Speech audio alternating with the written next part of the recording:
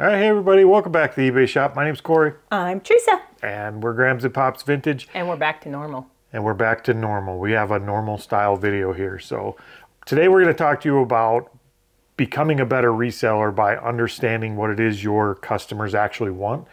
In other words, what is it, if they're looking at your item and they have 6 other items on the page, what are the key factors that influence them to buy yours rather than someone else's? Yep. So that's what we're going to get into, but like always, we do have some things that got to go out. So we're going to start with the first one of those, which is what? It is a pair of boots. We sold a pair of Timberland Pro direct attach, I don't know, AL toe shoes. I don't know. No, I didn't put shoes. I put boots. Yep, they're these ones right here. Did we get these at the store in town? Encore? Yes. I think that's where we got those. Yes. So they're a nice new looking pair of boots, and they always use marker on the bottom, so we just had to scribble it out because it would not come off. Yep. But we paid up for those. We paid $18 for them. Yep, and they're for tiny feet. They're not for very size big. 8. Men's? M, I think, stands for the width, which is like regular. I don't know. But yes, they're for a tiny girl or boy. Yep. 8 men's, I believe. So they're a small shoe, and that sold for how much? $70.99. So not bad spending 18. No. The next item came out of my proxy bid buy of watches. It's like the 4th or 5th one I've sold out of that already. Yep. But this is a vintage Timex men's Mercury Series mechanic watch. Do you know what it means by mechanic? It's mechanical. Which means what? No battery. Yes. You have to turn the little thingy. It's spring loaded. So that's the watch. I'll try and zoom in so you can see it, but just a plain Jane watch. There's nothing special about it. But it's vintage. One may say it's an analog watch. It is an analog watch because it doesn't have digital. Not stereo. No, digital analog. I know that. So what did the watch sell for? We got like you said, we bought a lot of watches, so we had a bunch of them. I sold 2 of them. One was this. I don't remember the brand of the one. What's this? I don't know. I'm trying to just remember. The one was a Jules. I can't remember if it's Jules Jorgensen or Jules Anderson, but it went to Saudi Arabia. Anyways, back to this one though. This one sold for $44.99 plus shipping. So not bad. Watches can be good. Getting my money back. If you get the right ones. We have bought a couple of fake ones too that were really good brands. They were just faked. So those will go away. But the rest of them we'll probably put in a lot and sell them off to somebody else that wants to sell them in a thrift store or something. Yep. Okay, so the first thing you need to understand about your buyers is searchability. Like, they can't find your item if you don't put a lot of good keywords in there. Well, and they can't buy your item, more importantly, if they can't find the item. That's right. That's what I meant to say. So with, with that in mind, you have to make sure you're using, like a lot of times in our case, and we can only use our own experience as an example here, we'll go out and research an item and we'll find ones in the sold comps and we'll usually copy that listing and sell similar. And we've been guilty of not paying very close attention to the keywords or titles or descriptions. We look at them a little, but we don't get too... I don't get too analytical about it. No, and I think that's a pretty big mistake on our part, because if I'm... Let's see if I can think of a good example. If I'm looking for that pair of Timberland boots and I have a very generic title in there, maybe I just have Timberland boots in there. I didn't even have boots in there. Didn't even have boots in it. So they just said Timberland and then the model. I mean, I don't know what else Timberland makes. Maybe they make scarves or socks or something. So it kind of skews the search depending on what people are looking for. I mean, somebody might have actually went in and typed in brown work boots. And if we didn't have anything in there for that, ours wouldn't have even shown up. So they wouldn't have had a chance to buy them even if they were the best of everything else. Best. Did I say breast? Seemed like I said breast. You did say the breast of everything else. So don't put breast in your keywords unless it's relevant. I can't. Does that make sense? Yes. Not the breast part, but the rest of it. Like, yes. You have to have your items in a way where they can be found, and that starts with good keywords. And another thing we're guilty of, or I am especially, is copying the title and just pasting it into the description. I don't do that. And that's good enough? Ever. I've done that on almost every product I've listed. Well, I do. I do copy the title, and I do put it in the bottom, but I add a bunch more. But are you adding like No more keywords, no. no more keywords. You're just adding some topics like if anything's broken or I add scratched. the condition and, well, I add that and then I do add dimensions. Like if it's jeans or if it's something else that it doesn't give you the option for dimensions in the And that is important, and we'll talk more about that coming up. But I think the more important part of the description is that even if nobody reads it, it's another great opportunity to fill that up with descriptive keywords, the good keywords that'll get found when people are searching, so that you have a better chance of being found. So do you put those like I do? I put, you know, this is what it is. This is the condition. Here's the condition details. Then do you put them way at the bottom?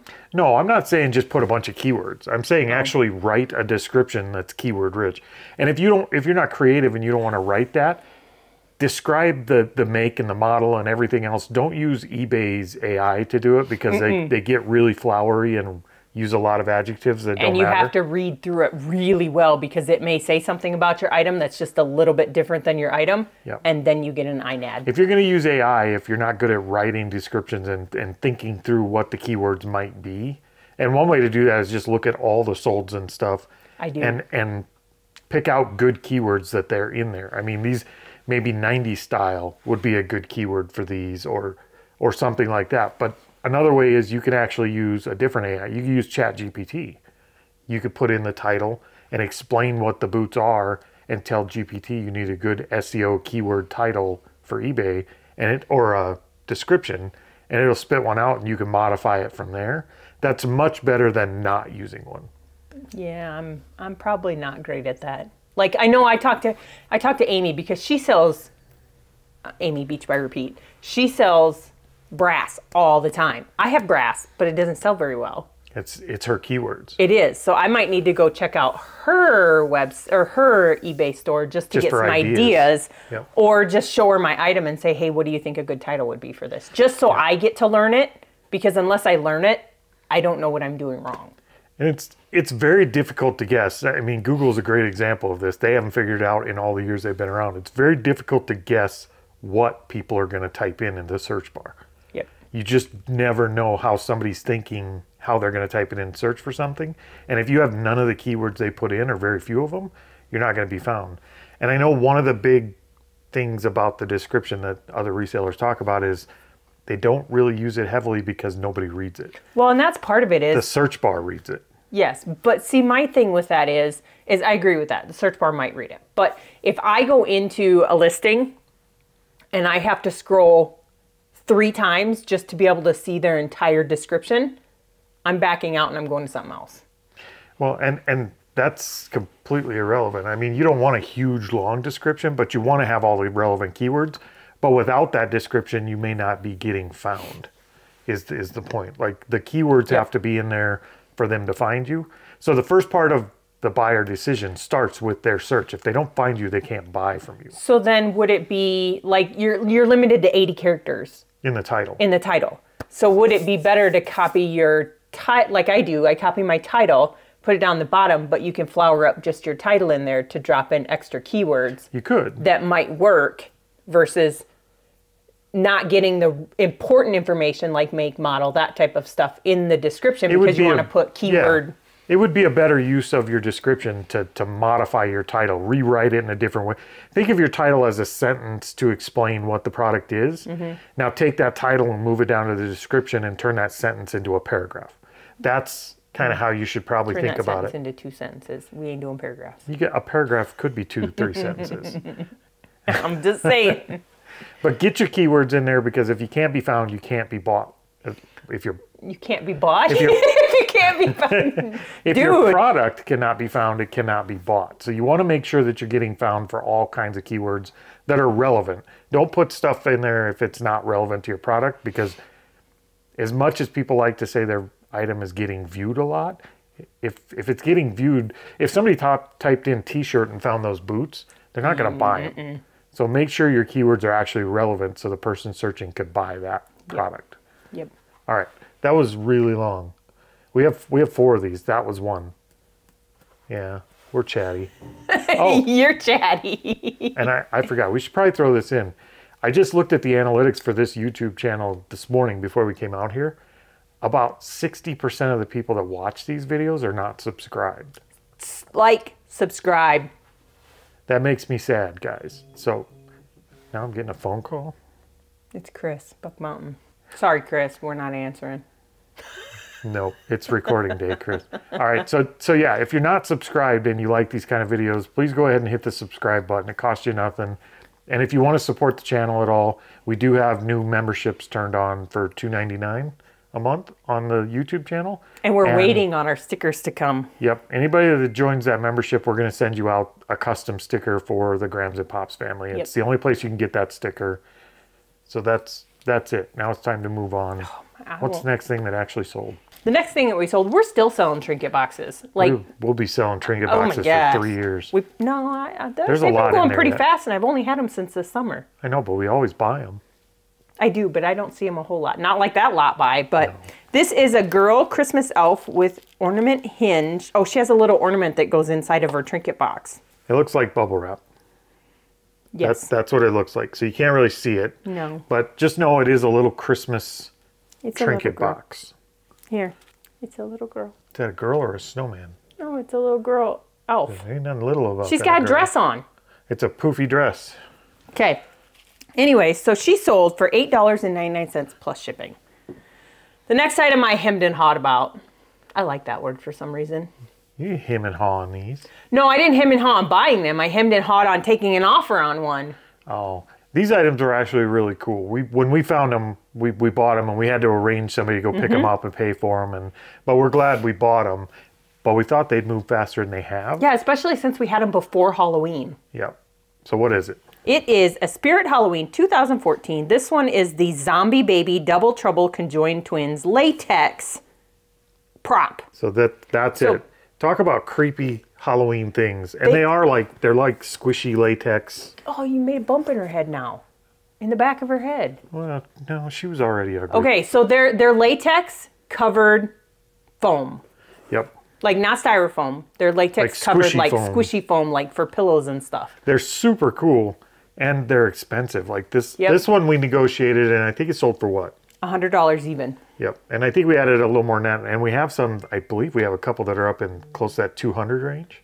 I have one that I have listed for $2.99 because there are no other ones listed on the internet. And any of these, they make them for, when I was looking at them, I found like a wiki, what do I call those? Wiki fandom or whatever it's called, that gave all the details about the years that they made these. And there's a few of them that they only made for a single year. So yeah, those are really cool, and I'm sure they all will sell. They just take a little while. Yep. So one of them has his finger stuck up his nose. He does. Well, it's like torn his nose out and stuff. He's creepy. All right, the next section is price point, and that's kind of the obvious one. When a customer is looking at products to buy and they're deciding against yours or another, price is super important. It is. So whether that be, price plus shipping, whether that be price free shipping, whatever, as long as you are in the competitive market and you're not too high. And I always think weird if some are listed at like $20 and you're listed at $5. I would never go for the low bottom end either. Yep, I think customers are pretty savvy nowadays, and they understand you don't get something for nothing. Yes. So if you're selling a $100 item and you're listing it at $25, there's a good chance they're gonna be like, something's fishy there. I do. So you want to price competitively, but still stay in a very competitive side of the market. Yep. We err on the side of being on the low end of the market. So if everything averages, it's looking like it sells usually at $50, we'll list it at like $48.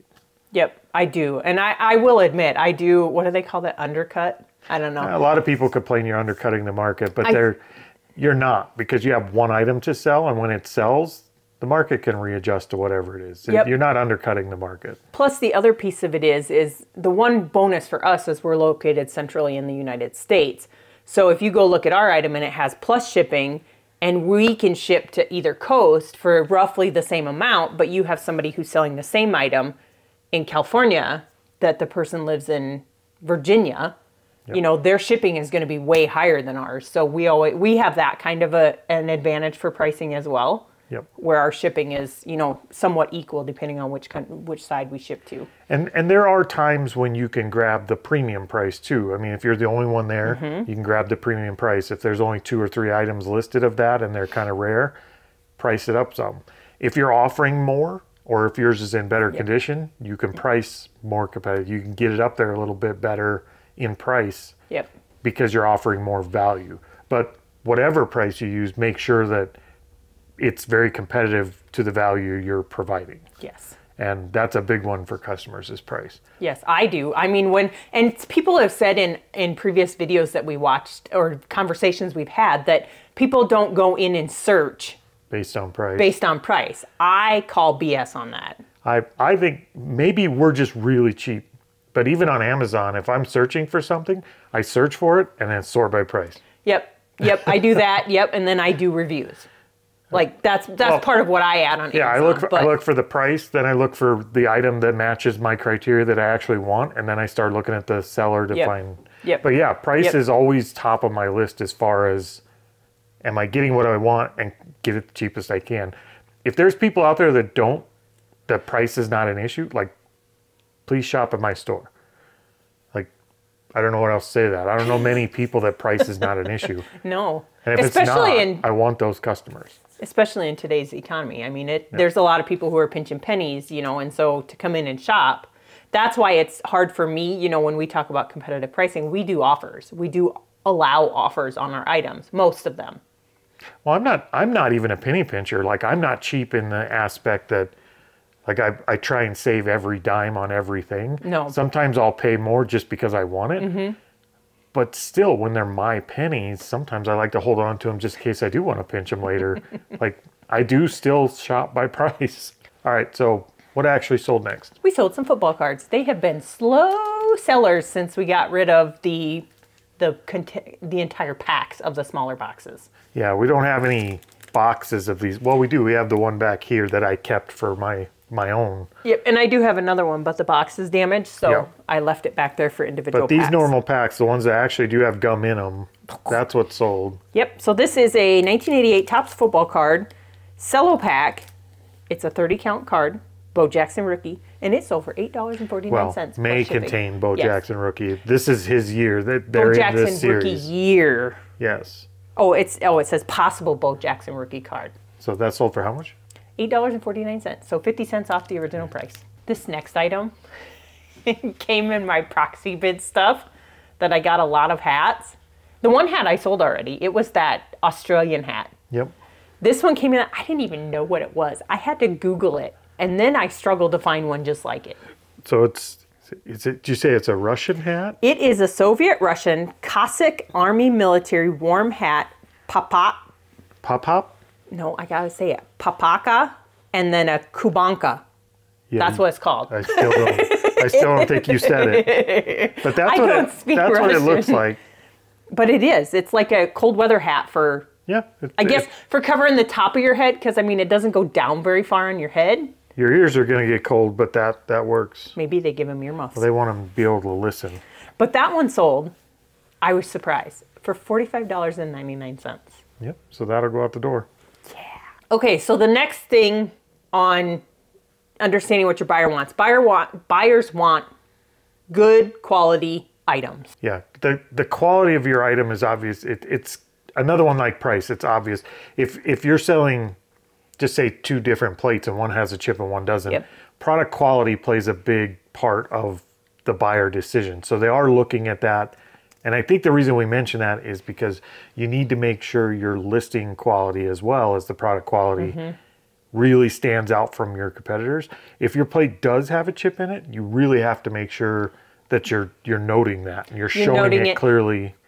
And you're also pricing accordingly to the damage to your product. So the product quality itself, if it's dirty, clean it up. Don't like if that hat was full of just dust and all kinds of garbage. It had hair on the top, so I had to use a few. Yeah, we'd wash it. Rollers. Like we wouldn't just send it out full of cat hair or something. So clean the products up and make them look nice. Take really good pictures. In regards to pictures, I see all kinds of pictures on eBay, and it drives me nuts.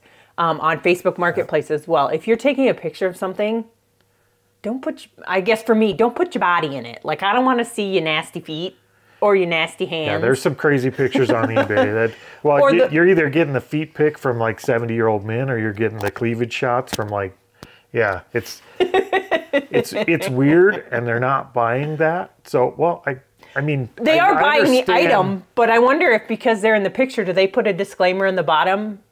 Prop not included. I don't know.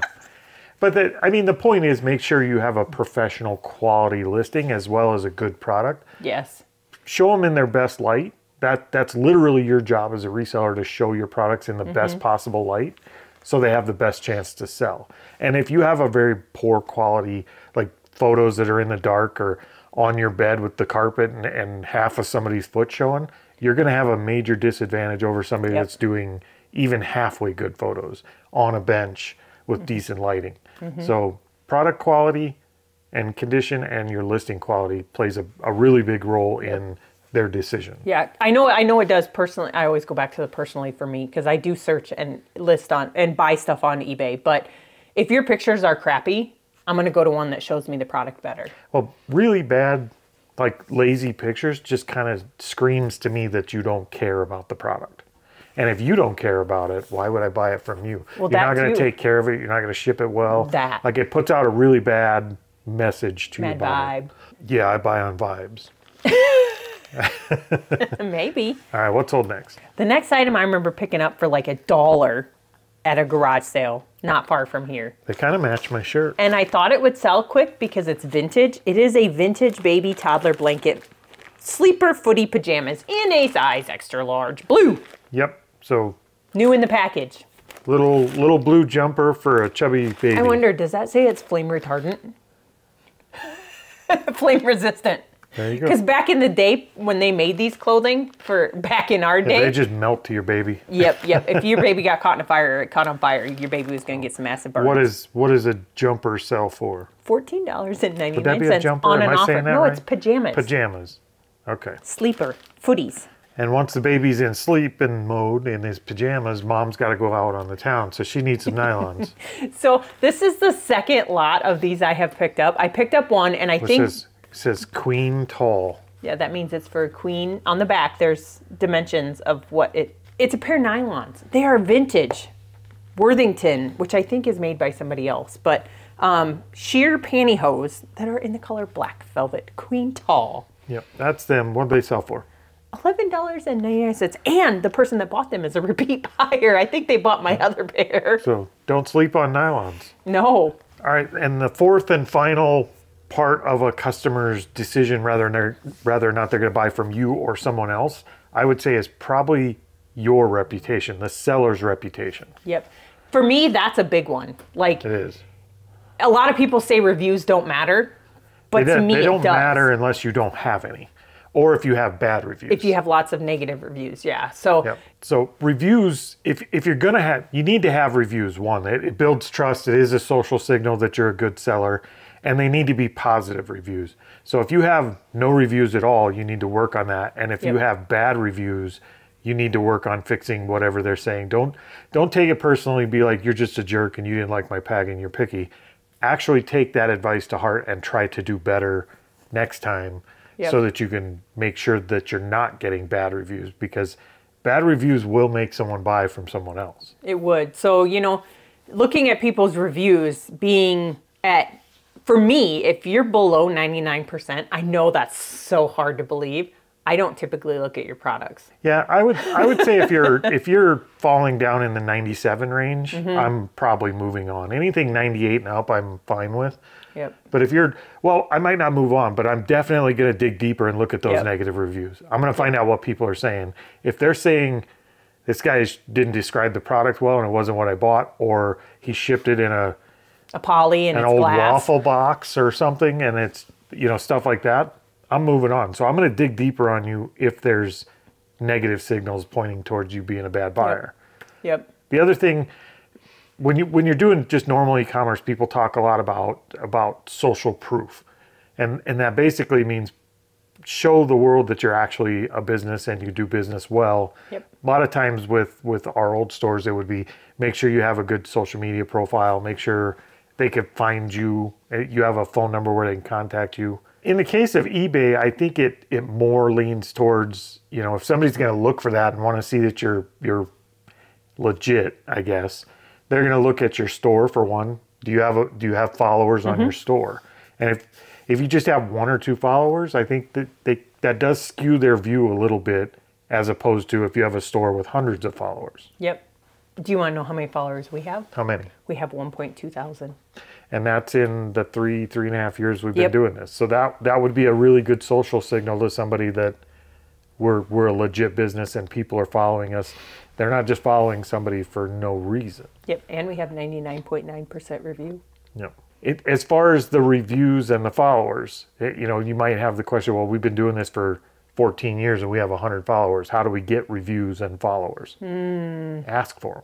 Yep, we do. So in our thank you note that we created, we've modified it lately, but in our thank you note that we drop in all of our packages, it asks them to leave us a review. It also says to follow our store, because we might post more stuff that they might be able to see or that they might be looking for, and they would rather come back to us because they had a good experience. Yep. So it's basically just a heartfelt thank you on a card that says exactly what you said. It's to leave us a review if you like your product, and be sure to follow our store for more items like this. And just simply asking has gotten us to that. Yep. And we have our review percentage compared to purchases is pretty high. Plus, we actually do have a lot of store followers, and on that card, we're now putting a discount code for return purchases, trying to get them to come back and buy more. So you never get anything you don't ask for. So don't be afraid to ask your customers to leave you a review and follow your store. Yep, we have 2,825 reviews. Yep. I don't know how many of those are actually just from customers and versus there's more from customers than there is from us buying stuff and getting. Yeah, we don't buy a lot on eBay, so we buy every now and then, but we don't buy a lot. Yep. So, all right, so that would be the last one, your seller reputation. Bad reputation, less sales. I mean, it's pretty simple. I agree 100%. So, all right, let's look at the next thing that's sold. Don't always discount rejected hats. I don't know if it's really a rejected hat, but if you get a hat that is in bad condition. We find a lot of those old, like, trucker style hats that are just not great. They're broken up. Yep. So I've started to, if we get one that's not worth listing or it's, you know, in really bad condition, I started taking the patches off. Yep. Sometimes you could cut the patch right off of them, and that's what this is. Yep. That one came off of a hat. It is a Forge Crowell Motors Company, South Boston, Virginia. Boston, Virginia? That's what it says. I know. Sew on patch. So I just cut it off of a hat, and we drop it in an envelope for 69 cents, and it sold for $8.99. Yep. So sometimes you can salvage a little bit out of those really bad hats. We argued about this item this morning on who bought it. There's really no argument. I know I bought this. I remember picking it up. You showed it to me, and I grabbed it. No, you didn't. Yes. No, you didn't. Yes. I totally grabbed this because when I saw it, I thought, disgruntled octopus. See, that's why we should record our garage sales, so we can go back and say, this is what I found, this is what you found. That's why you should record your garage sales, because you have a horrible memory. We have sat on this for a little while. We bought it early in the summer this year. And we bought it just because it is super cool. It's a soap dish. It's unique. I don't know. Right? No, it's a trinket bowl. So you drop your jewelry and your I totally would have wrote soap dish in the description for more views. I put that it's called pewter. Kraken. I don't know what it is. It's pewter. See, that's another keyword we should have used. So I put Kraken silver colored octopus candy dish decorative trinket bowl with feet. Yep. And that finally sold, and we could have definitely done better on our keywords, but it did finally sell.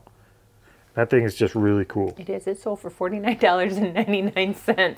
I think that's it for this video, right? It is. We got a lot to pack today. All right. If you guys can think of any other things that are relevant when a customer is making the decision whether or not to buy from a seller that we've kind of missed here, let us know in the comments. Or just let us know what you look at. Yeah, when you go to buy something. You guys are all buyers too. So yeah, you guys buy too. So if we're missing something, let us know. Don't forget to subscribe if you like the video. Like, subscribe, hit the bell notification so you get notified when we drop a new video. Yep. Look at me. We'll see you guys next time. Hasta la vista, baby.